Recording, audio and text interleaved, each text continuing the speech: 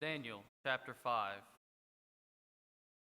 King Belshazzar made a great feast for 1,000 of his lords and drank wine in front of the 1,000. Belshazzar, when he tasted the wine, commanded that the vessels of gold and silver that Nebuchadnezzar his father had taken out of the temple in Jerusalem be brought, that the king and his lords, his wives, and his concubines might drink from them.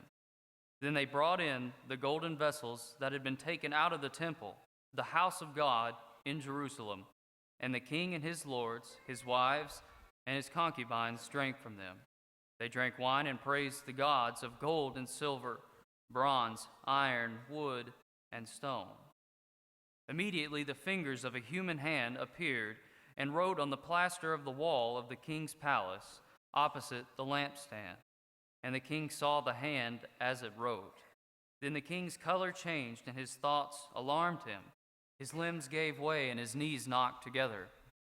The king called loudly to bring in the enchanters, the Chaldeans, and the astrologers. The king declared to the wise men of Babylon, "Whoever reads this writing and shows me its interpretation shall be clothed with purple and have a chain of gold around his neck, and shall be the third ruler in the kingdom." Then all the king's wise men came in, but they could not read the writing or make known to the king the interpretation. Then King Belshazzar was greatly alarmed, and his color changed, and his lords were perplexed. The queen, because of the words of the king and his lords, came into the banqueting hall, and the queen declared, "O king, live forever. Let not your thoughts alarm you or your color change. There is a man in your kingdom in whom is the spirit of the holy gods. In the days of your father, light and understanding and wisdom, like the wisdom of the gods, were found in him. And King Nebuchadnezzar, your father the king, made him chief of the magicians, enchanters, Chaldeans, and astrologers, because an excellent spirit, knowledge, and understanding to interpret dreams, explain riddles, and solve problems were found in this Daniel, whom the king named Belteshazzar. Now let Daniel be called, and he will show the interpretation." Then Daniel was brought in before the king. The king answered and said to Daniel, "You are that Daniel, one of the exiles of Judah, whom the king my father brought from Judah. I have heard of you that the spirit of the gods is in you, and that light and understanding and excellent wisdom are found in you. Now the wise men, the enchanters, have been brought in before me to read this writing and make known to me its interpretation, but they could not show the interpretation of the matter. But I have heard that you can give interpretations and solve problems. Now if you can read the writing and make known to me its interpretation, you shall be clothed with purple and have a chain of gold around your neck, and shall be the third ruler in the kingdom." Then Daniel answered and said before the king, "Let your gifts be for yourself, and give your rewards to another. Nevertheless, I will read the writing to the king and make known to him the interpretation. O king, the Most High God gave Nebuchadnezzar your father kingship and greatness and glory and majesty, and because of the greatness that he gave him, all peoples, nations, and languages trembled and feared before him. Whom he would, he killed, and whom he would, he kept alive. Whom he would, he raised up, and whom he would, he humbled. But when his heart was lifted up and his spirit was hardened, so that he dealt proudly, he was brought down from his kingly throne, and his glory was taken from him. He was driven from among the children of mankind, and his mind was made like that of a beast, and his dwelling was with the wild donkeys. He was fed grass like an ox, and his body was wet with the dew of heaven, until he knew that the Most High God rules the kingdom of mankind and sets over it whom he will. And you, his son, Belshazzar, have not humbled your heart, though you knew all this, but you have lifted up yourself against the Lord of heaven, and the vessels of his house have been brought in before you, and you and your lords, your wives, and your concubines have drunk wine from them, and you have praised the gods of silver and gold, of bronze, iron, wood, and stone, which do not see or hear or know, but the God in whose hand is your breath, and whose are all your ways, you have not honored." Then from his presence the hand was sent, and this is the writing that was inscribed. This is the writing that was inscribed, Mene, Mene, Tekel, and Parsin. This is the interpretation of the matter. Mene, God has numbered the days of your kingdom and brought it to an end. Tekel, you have been weighed in the balances and found wanting. And Peres, your kingdom is divided and given to the Medes and Persians. Then Belshazzar gave the command, and Daniel was clothed with purple. A chain of gold was put around his neck, and a proclamation was made about him that he should be the third ruler in the kingdom. That very night, Belshazzar the Chaldean king was killed, and Darius the Mede received the kingdom, being about 62 years old. Thanks for reading that for me, Hunter. As you guys know, or as you guys have probably picked up, the book of Daniel is one of my favorite books. And in this context, in chapter 5, we see another one of Daniel's great stories. We see the story of King Belshazzar. And we're not given a whole bunch of information on this king. As a matter of fact, we're only told about the last day of his rule. You know, this is the last day of his kingship. This is actually the last day of his life. So we're only given one chapter of information about this king, but Nebuchadnezzar has gotten 4 chapters up to this point. So we're not told very much about Belshazzar, but what we are told is important. The story of Belshazzar teaches us a very important lesson, and I'd like to spend our time this morning talking about that. I'd like to spend our time this morning talking about what this story teaches us, because this story is about pride. This story is about a prideful king. As a matter of fact, Daniel makes that clear whenever he talks to the king. He says, "And you, his son Belshazzar, have not humbled your heart, though you knew all of this." So we're going to talk about this king's pride, the prideful king. And the reason I want to talk about this is because pride is a dangerous thing. You know, pride will lead us down a road towards destruction. You know, that's what pride did for this king. Belshazzar was prideful, and ultimately, he was destroyed for his pride. So what I want to do is I want to look at this king, this prideful king, and look at what his pride did to him, and hopefully we can learn some lessons from that. So what did Belshazzar's pride do to him? Well, let's just jump right into the text. First of all, Belshazzar's pride blinded him to the obvious. We see at least two examples of this in the story, where this king, he was just blind to the obvious. He couldn't see it. It was right there in front of his face, but he couldn't see it. The first example is at the beginning of chapter 5. So let's go to the beginning of chapter 5. And in this context, those first 4 verses or so, we see that Belshazzar, he's throwing this great feast, this great party where he invites all of these nobles, and they're drinking and they're worshiping all of these different gods. And whenever I read this, I'm pretty astonished.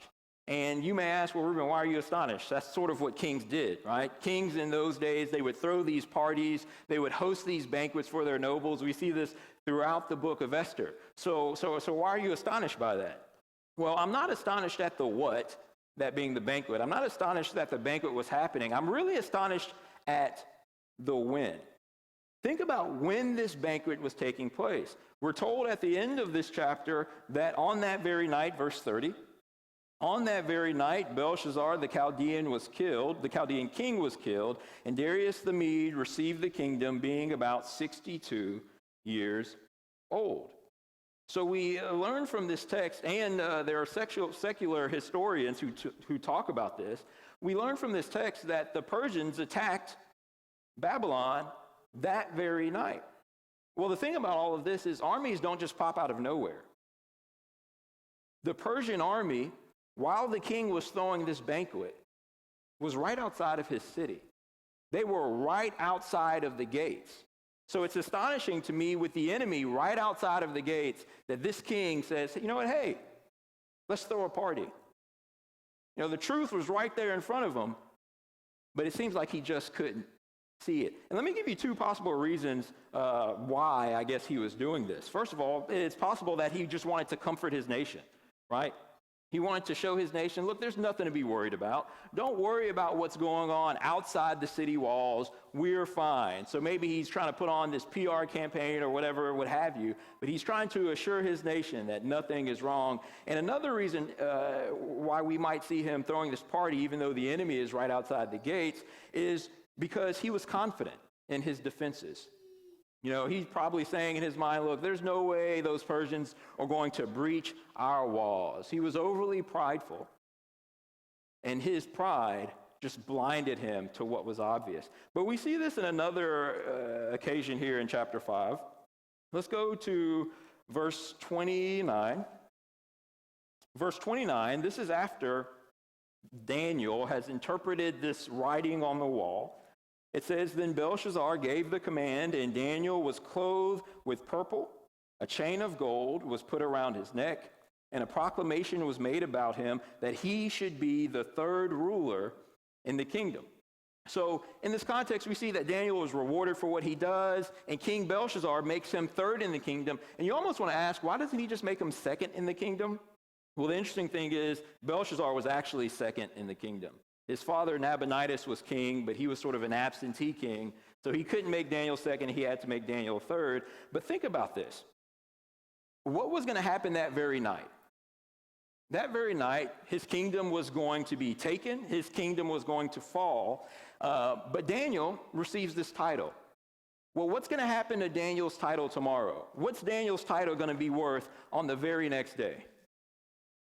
What's it going to be worth? Nothing. It's going to be worth zero.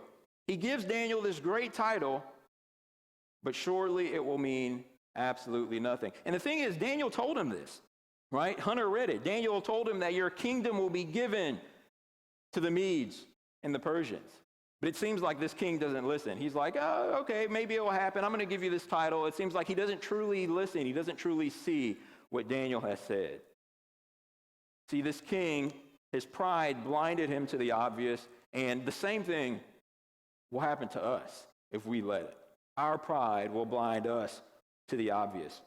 Have you ever watched someone do something and, just watch someone do something stupid, right?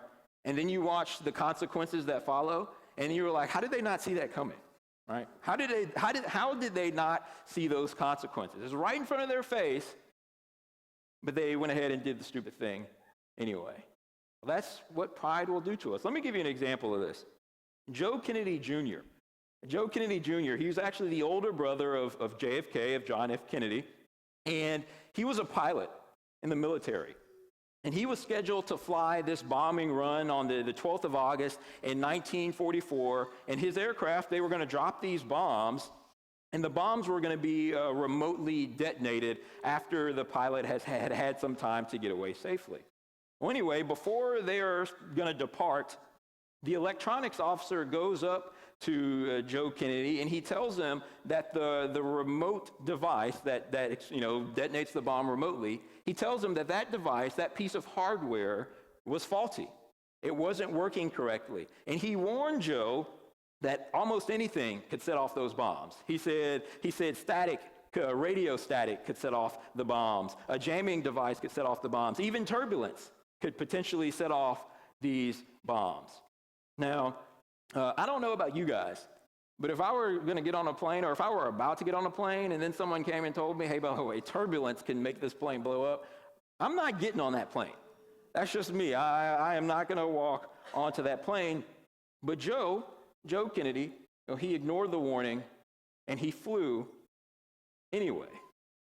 Well, at 6:20 p.m., that plane blew up over England, and both Kennedy and his co-pilot were killed. You see, Kennedy knew. He was told. He could see the truth in front of him. He could see the consequences in front of him. But he did it anyway. Well, that's what our pride will do to us. Our pride will blind us to the obvious. And we see this in the consequences of sin. People will ask, they'll be like, why is this happening to me? Well, isn't it obvious? I mean, I've seen this a number of times regarding some of my friends or acquaintances who I used to work with, obviously not who I work with now, but, being sexually immoral, right? Obviously not. Anyway, but they be sexually immoral, and eventually maybe they get pregnant and they say, oh, I don't know why this happened to me. You don't know why that's happening to you? That's sort of the logical end to what you're happening, right? But they couldn't see it, blind to the obvious. Or maybe sometimes we become like this king. We think our walls are too mighty. We think that we're too strong and that the enemy is not going to have an effect on us. We sometimes see this with regard to who we hang out with. My close friends can be a part of the world. That's fine. They're not going to have an effect on me. They're not going to be able to breach these walls. Man, that's pretty foolish. It's foolish to think that our closest friends don't have an impact on us and in our spirituality. But that's what pride will do. Pride will blind us to the obvious, like pride blinded Belshazzar to the obvious. But that's not all that pride did to Belshazzar. Notice with me that this prideful king, he also ignored God's will. We see this early on again, where this king, he takes the items, from God's temples, the items that were in God's temple, God's items, and uses them essentially for evil. Uses them to worship these false gods. And picking up in verse 20, Daniel sort of gives his interpretation of that. Starting in verse 20 of Daniel chapter 5, it says, and this is when Daniel's talking about King Nebuchadnezzar, it says, but when his heart was lifted up and his spirit was hardened so that he dealt proudly, he was brought down from his kingly throne and his glory was taken from him. He was driven from among the children of mankind, and his mind was made like that of a beast, and his dwelling was with the wild donkeys. He was fed grass like an ox, and his body was met with the dew of heaven, until he knew that the Most High rules the kingdom of mankind and sets over it whom he will. And you, his son, Belshazzar, have not humbled your heart, even though you knew all this. You have lifted up yourself against the Lord of heaven, and the vessels of his house have been brought in before you, and you and your lords, your wives, your concubines have drunk wine from them, and you have praised the gods of silver and gold, bronze, iron, wood, and stone, which do not see or hear or know, but the God in whose hand is your breath, in whose are all your ways, you have not honored. In these verses, Daniel tells Belshazzar that you knew about God. You knew about God's will. You heard the stories about your father or grandfather, King Nebuchadnezzar. You heard what happened to him and what God expected from him. You knew about the God, the true God, who's owner of it all, who gives you life. You knew what he wanted from you. But you didn't do it.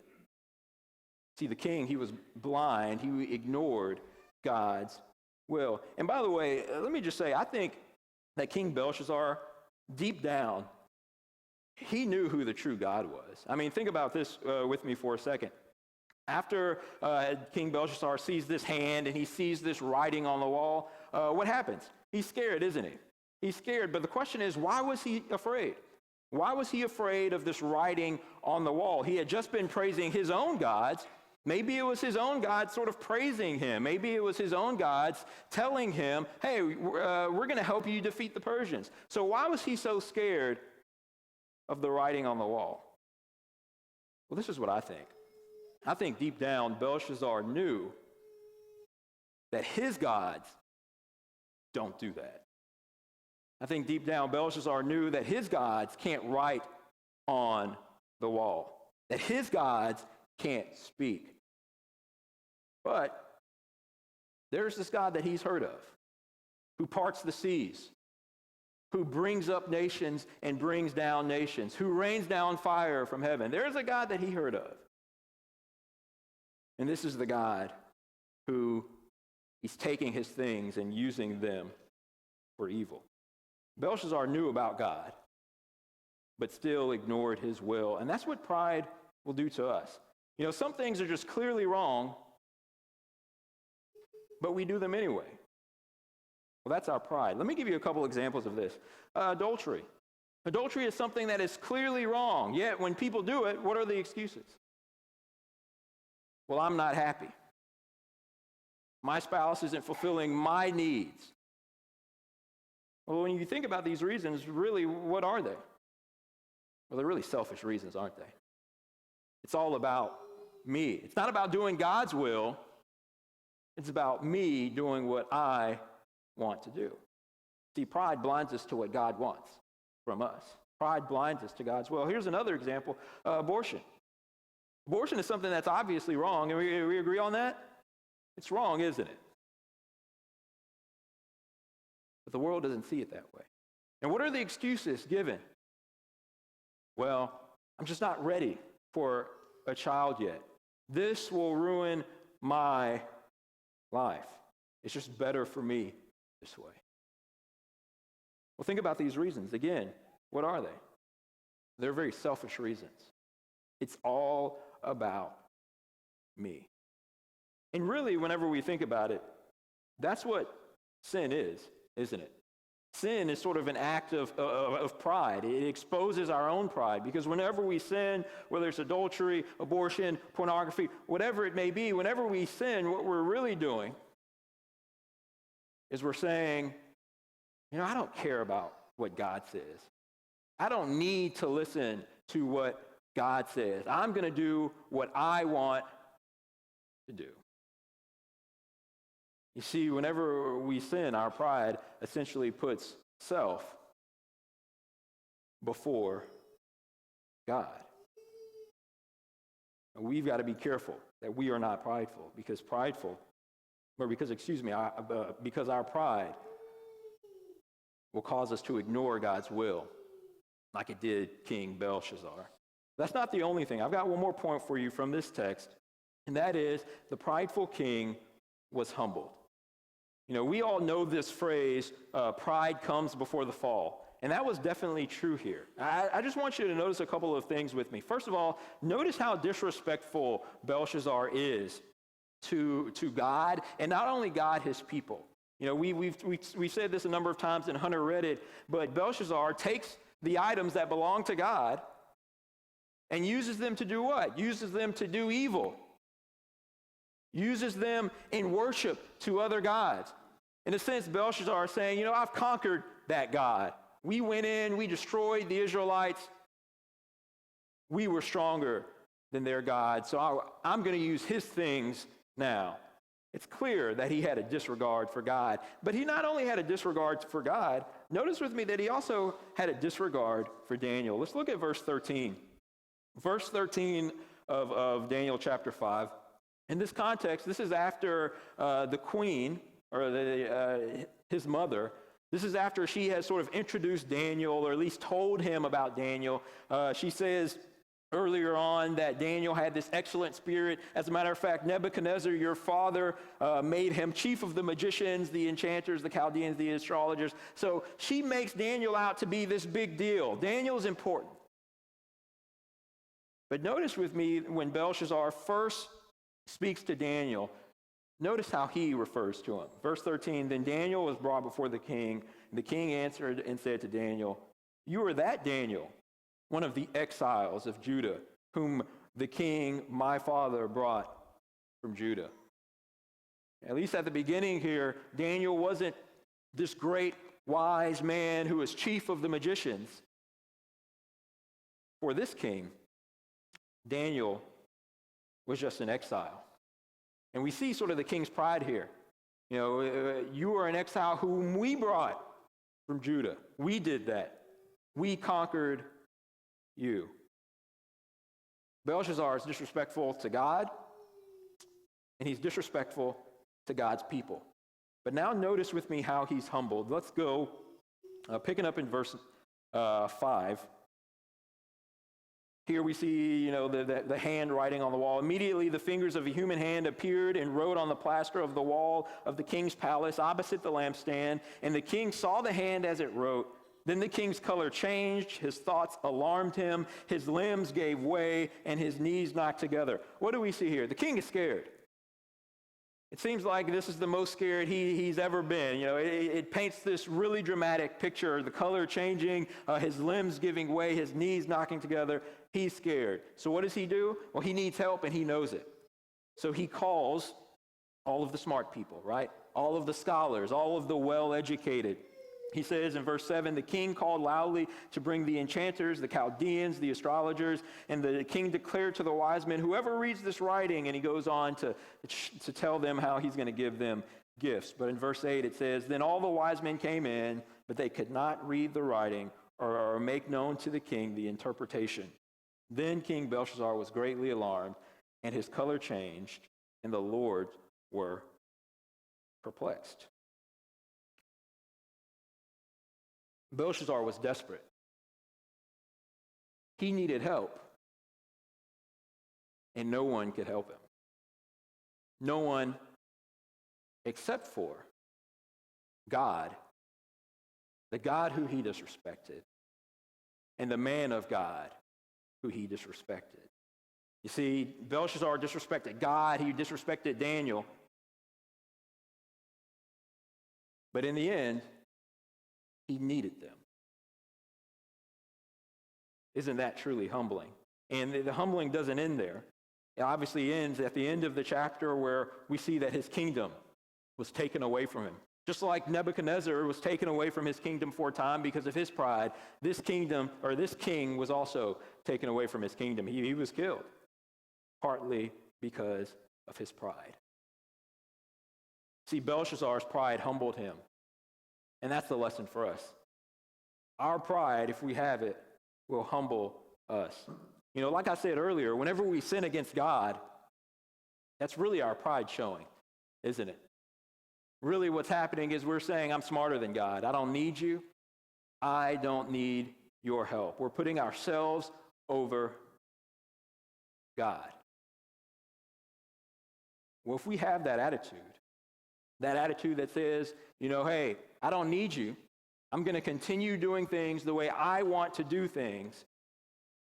Well, then there will come a day where, like Belshazzar, we will need God, but then it will be too late. What we don't want God to humble us because of our pride. Rather, we need to make sure that we humble ourselves before God in his will so that he lifts us up. We need to make sure that we humble ourselves before him so that on that day, he will say, well done, good and faithful servant. Maybe there's someone here this morning who's been living like Belshazzar, living in sin, letting their pride dictate their actions, sort of wagging their fist at God, saying, I don't need you. Can I encourage you this morning to come back to the Lord? Can I encourage you to come back to the Lord? Realize that you do need him before it's too late. Or maybe there's someone who wants to humble themselves before God. They want to humble themselves before God and become his child and submit to his will. If you want to do that, we'd love to help you with that. If you need to respond to the invitation, you can come now as we stand and as we sing.